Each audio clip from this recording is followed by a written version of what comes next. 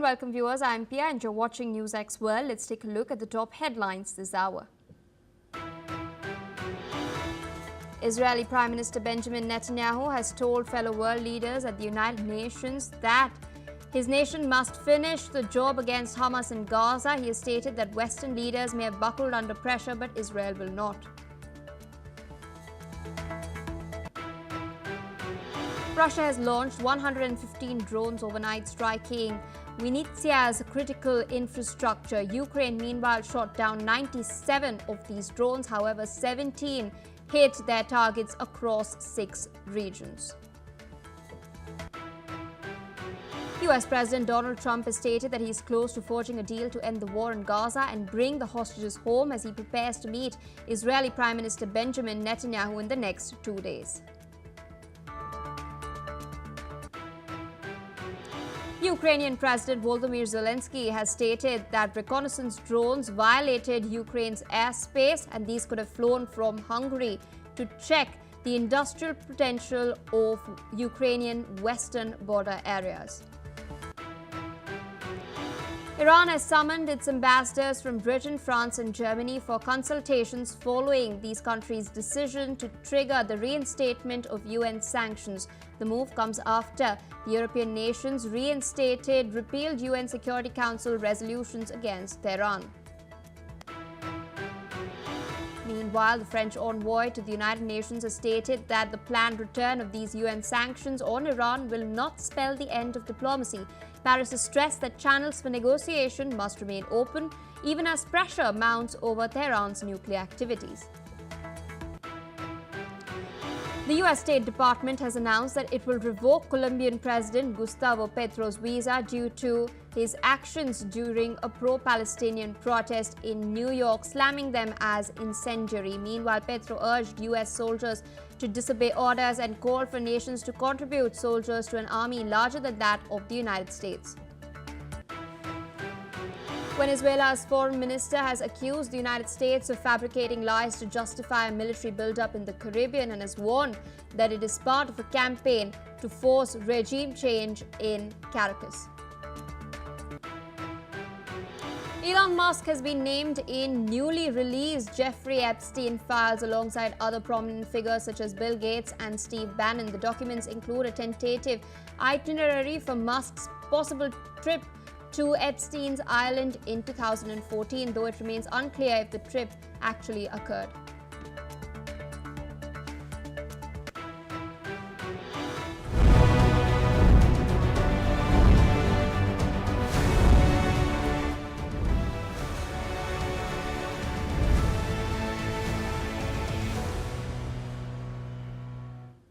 The United Nations 80th General Assembly is expected to convene again very shortly for the 5th day of the general debate. Key speakers expected in the first half of proceedings today are the Prime Minister of Armenia, Nikol Pashinyan, the Russian Foreign Minister Sergei Lavrov, the German Foreign Minister Johann Vadeful, and the Indian Minister of External Affairs Dr. S. Jaishankar. Additionally, foreign ministers of Cuba, Belarus and Egypt will also take to the dais. Indian External Affairs Minister Dr. Jaishankar is also expected to meet with, this meeting has taken place with Sergei Lavrov on the margins of the General Assembly, and in focus is the effort to end the war in Ukraine as well as the uptick in bilateral cooperation is another focal point of the discussion.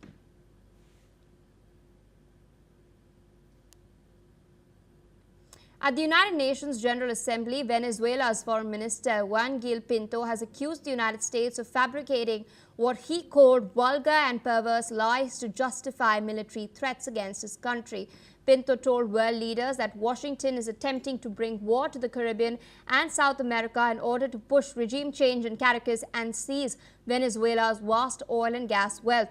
He also denounced years of sanctions, destabilization attempts, and even a drone assassination plot against Venezuelan President Nicolas Maduro. Now, according to Pinto, Venezuela is a nation that loves peace but will always be ready to defend it. His remarks drew applause from the Venezuelan delegation, even as tensions between Caracas and Washington remain high. Take a look. Hoy la agresión apunta a Venezuela, un país pacífico y solidario. Como a Venezuela no se le puede acusar de tener armas de destrucción masivas o armas nucleares, hoy inventan vulgares y perversas mentiras que nadie cree, ni en Estados Unidos ni en el mundo, para justificar una millonaria amenaza militar atroz, extravagante e inmoral. Por eso, agradecemos una vez más a la opinión pública mundial y de los Estados Unidos, a los gobiernos y pueblos del mundo, la denuncia de este intento de llevar la guerra al Caribe y Sudamérica, para propiciar un cambio de régimen que les permita robarse la incalculable riqueza petrolera y gasífera de Venezuela.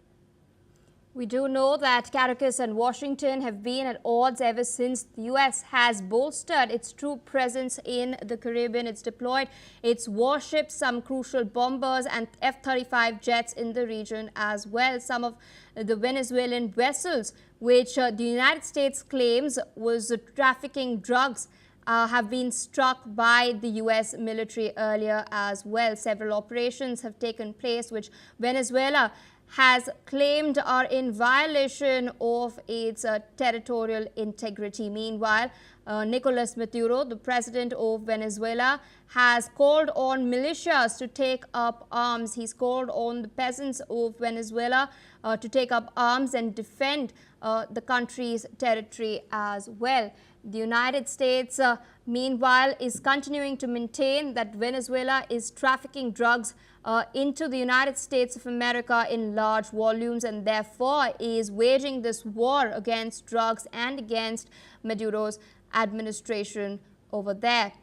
Pinto, meanwhile, the Venezuelan foreign minister, has now claimed that the United States is in fact trying to force regime change and is trying to access Venezuela's vast oil and natural gas reserves.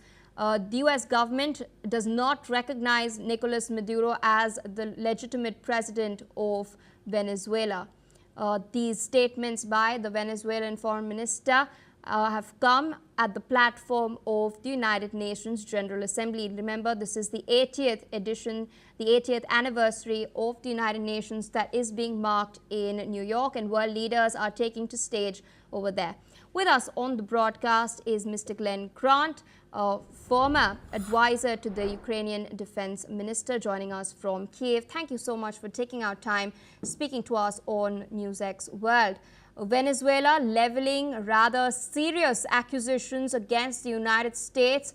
Venezuelan foreign minister has come out on the UNGA platform and has accused the U.S. of trying to force regime change in Caracas. He's gone on to state that the U.S. is actually eyeing the oil reserves, the vast oil and natural gas reserves that Venezuela has.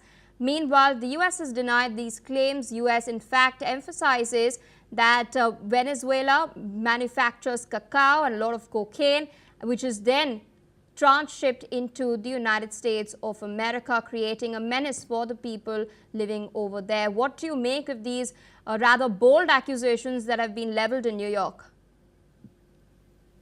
It's very difficult to put truth against both sides. I mean, certainly what we do know is that there have been a lot of American warships and Marines down close to the Venezuelan border, and they have already sunk a ship that they claimed was full of drugs that then turned out to be a shipping vessel, which of course is totally against international law. Why it's very difficult is because America is being very secretive about these things, but their actions say that they are intent on doing something with or to Venezuela. So I think that the Venezuelans are clearly understanding that they are facing possibly the full might of America. Whether it's exactly what they've said we will know in the coming weeks, but certainly something is happening and people should keep their eyes on it. All right, so I request you to stay on with us as we continue tracking further updates. Yep. The Iranian President Masoud Pezeshkian has stated that US President Donald Trump's administration has shown no sincerity in nuclear talks, including the negotiations before the Israeli strikes. Meanwhile, in the UNGA, Pezeshkian has stated that the wall of mistrust between Iran and the Americans is quite high, and Iran came to the understanding a number of times, but they were never taken seriously by the Americans. Shifting focus to more developments coming in this time from Europe. The Danish police has stated that unidentified drones which were observed over Denmark's biggest military base was a hybrid attack. The mystery drone observations have prompted the closure of several airports across the Scandinavian country since Monday, when the first drones appeared. Now, according to reports, the incident took place yesterday night around 8:15 p.m. that lasted for a few hours, where 2 drones were observed outside the air bases as well. That is not all. In fact, earlier in the day, we had also seen Ukrainian President Volodymyr Zelensky pointing fingers at Hungary and accusing the Hungarians of spying and using reconnaissance drones in order to map out crucial infrastructure along the Ukrainian border. This is a charge that the Hungarians have declined. Joining us on the broadcast is Mr. Glenn Grant. Thank you, sir, for your patience as we addressed all of these developments. Interestingly, Zelensky has meanwhile also accused Russia of using such reconnaissance drones to conduct incursions in several European countries. We've seen these take place in Poland and Romania earlier, as well as Estonia too. He has stated that Russia might be using tankers as launching pads for these drones, and now Denmark has come out and stated that it is a hybrid attack on their air bases and airports as well. What do you make of this increasing use of hybrid method of warfare in Europe? Well, first of all, it's not hybrid. It's not hybrid at all. It's direct attacks on over the sovereign airspace of another country. Just because nobody's died yet from these things doesn't make it any less. What I find very strange is that we're hearing from the Danish police, not from the Danish Ministry of Defence and not from NATO, although these are attacks on a NATO country. So NATO should be speaking a bit more loudly. I know that they are going to increase the surveillance around the Baltic Sea, and in fact have started today around the 3 Baltic states. But we're going to see a lot more of this, and sooner or later one of those drones is going to be armed and is going to land somewhere and kill people. So it's just the next stage, and I believe, I haven't confirmed it, that actually drones have been flying over France as well. Indeed, sir. And interestingly, President Zelensky has also recently described NATO's response to such drone incursions as weak. Now, in this context, in your assessment, is NATO exercising caution or is it strategic restraint? I think probably a bit of both. I mean, obviously, NATO doesn't want to get into a hot war with Russia unless it really has to. But there's a fine line to be drawn on this. Of you know, at what stage do you take something seriously? I mean, 19 drones into Poland was pretty serious, and you know, and all the other overflights we've had, they're getting serious, and NATO at some stage has actually got to start taking these seriously and do something. Otherwise, Putin will just keep going. You mentioned the other story, which is that the possibly drones coming out of Hungary. This is a bit worrying. Because if they are, I mean, it could just be people in Hungary playing games, but for the range that these flew, it sounds as though they're actually, you know, proper military drones. And if Hungary is starting to take Russia's side on this, then it's symptomatic of something much worse than we've had so far. Indeed, and speaking about Hungary in fact has responded by saying that Zelensky is quote-unquote losing his mind. What do you make of the language that the Hungarians have used? Well, the Hungarians have been very aggressive against against Ukraine in a whole lot of things, especially sort of the education programs and history. You know, they're trying to actually to bring up historical examples where Ukraine has done damage to Hungary. And they've been doing this actually for several years, but they haven't actually done anything so overt as flying drones. So, you know, hard language plus drones is something that we haven't seen from a European country or a NATO country so far. So it is worrying. Indeed, sir, I request you to stay on with us. We're tracking some further developments coming in as far as the war is concerned. In the latest, we're now learning that Russia has launched an attack against Ukraine with 115 drones overnight. The attacks took place in Zaporizhzhia, where the drone struck a supermarket. Debris lay on the streets and several cars were damaged. Firefighters rushed to the attack site and are currently working to extinguish the fire. Russia has intensified its attacks in Zaporizhzhia, having earlier targeted several locations. The front lines in the war, meanwhile, remain active, with drones being used aggressively to attack remote locations. Let's in fact listen in to the victims of the attack and what they had to say.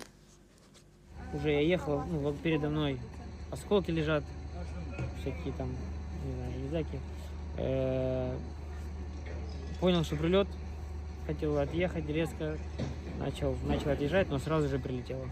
Ну и все, и подушки стрельнули, и машина докатилась, ну, чуть дальше от места прильота. Був на роботі, працював, і якогось звуку ми не чули. Тільки побачили вспишку, і потім уже ударна волна, хлопок. І все посипалось. Ну, потім вийшли на вулицю, бачимо, що все вокруг горить. Побачили, що ще один летить. Побіжали в бомбосховище і вже другий прильот тут були. Still with us on the broadcast is Mr. Glenn Grant. Out of these 115 drones, we do know that Ukraine shot down 97. However, 17 drones did hit their targets, one being the supermarket, the fate of which we're seeing on our screens right now. It has completely been destroyed. The structures have been damaged. People are lamenting the loss of their assets as well. Cars have been damaged too. Civilian infrastructure has been under attack for years now, ever since the war commenced. But Ukraine has also, if we look at the statistics itself, thwarting 97 of the 115 drone attacks. What does this speak to the defensive capabilities of Ukraine up until now? Well, I think actually that the defensive ability of Ukraine is actually improving slightly all the time. The problem comes, of course, that when someone throws a huge amount of drones at one area, it's very, very difficult to actually to deal with that, because it's just it's a numbers game. You cannot defend everywhere, so you have to defend in the most important places. And of course, Russia then identifies where there is less defense and then throws their weapons heavily at that. I will point out that Zaporizhzhia is actually getting closer to the front line as Russia digs slowly and surely towards Zaporizhzhia. And also last night, it was not just Zaporizhzhia, but Kharkiv got hit again, and a shop was hit, and there were 3 people injured there. So they're not just sort of focusing on one town. They're trying to actually to keep the air defenses of Ukraine under pressure.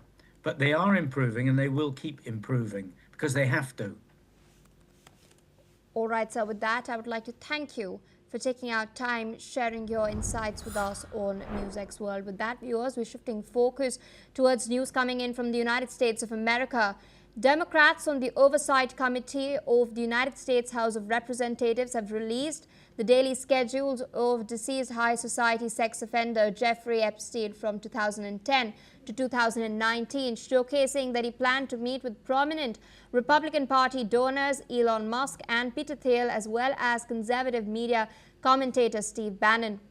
Over 8,500 documents have been released by the House Oversight Committee, including phone message logs, flight logs, transaction records and daily schedules. A statement accompanying the release stated that the daily schedules include mentions of possible contact between Epstein and prominent figures like Elon Musk, Thiel and Bannon, as well as Prince Andrew. The Duke of York, Prince Andrew, is named as a passenger on the sex offender's private jet. This comes after the Duchess of York, Sarah Ferguson's emails to Epstein calling the former New York City financier her supreme friend surfaced last week, leading to outrage and calls for the Duchess to be stripped of her title as well. With us on the broadcast is Mr. Keith Vaz, a former UK minister, joining us from London. Thank you so much, sir, for taking our time speaking to us on NewsX World. A rather interesting set of documents have now come to light. We do know Elon Musk, who's been a vociferous supporter of Donald Trump, has been calling for the release of the Epstein files, and now his name supposedly features on it. How will this dent his reputation? He's denied the charges, calling them false. Well, I think, good morning from London. I think that all these documents are going to embarrass many people, which is presumably why the Democrats in Congress are releasing them.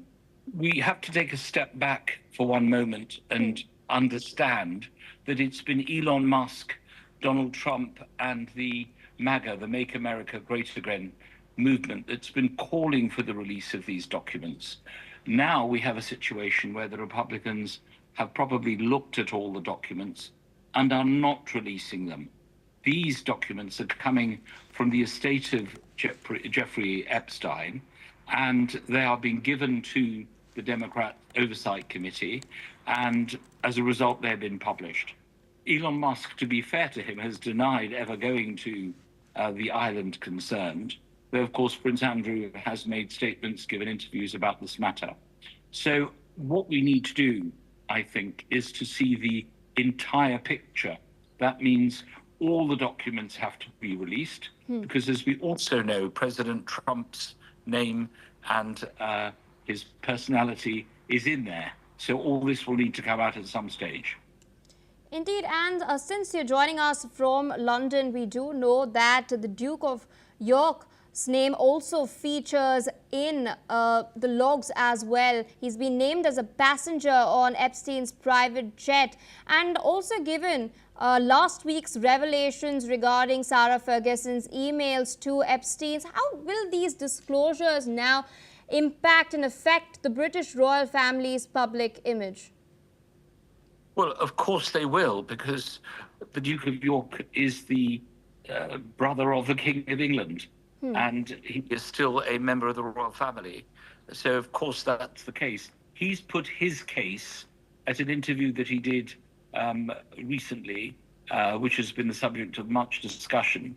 He's put his side of the story, so I won't repeat what he said, but he denies any wrongdoing, and he says it was a mistake to have ever met Jeffrey Epstein, as has the previous British ambassador to the United States, Peter Mandelson, who was recently the ambassador, who's just resigned. So a lot of people have regretted it. I think it's important to note that. But the fact is, of course, it will damage the royal family, because any association with Epstein does exactly that. And because he cannot say anything because he's dead, one has to rely on manifests of planes and comments made by third parties. And so one last and final question. This is regarding the accuracy of the documents that have been released. There are a large volume of documents, 8,500 to be precise. And there are concerns regarding potential for misinformation and political manipulation as well. So in light of that, what measures should be taken to verify their accuracy? Well, they need to publish original documents. That's what is very important. Of course, in this day and age, the day and age of AI, anything can be manufactured. I often go onto social media and I see statements made by various world leaders about issues, and they turn out to be untrue. So you're absolutely right. We need to make sure that these documents are accurate, and that the best way to do that is to publish everything, not keep anything to one side, as I think the FBI are doing. Verify them, as you have just said, and then there can be a proper discussion and debate as to whether or not they impact on the political scene. But it definitely is the case that they have to be verified. All right, sir, with that, I would like to thank you for taking out time, sharing your perspective with us on NewsX World.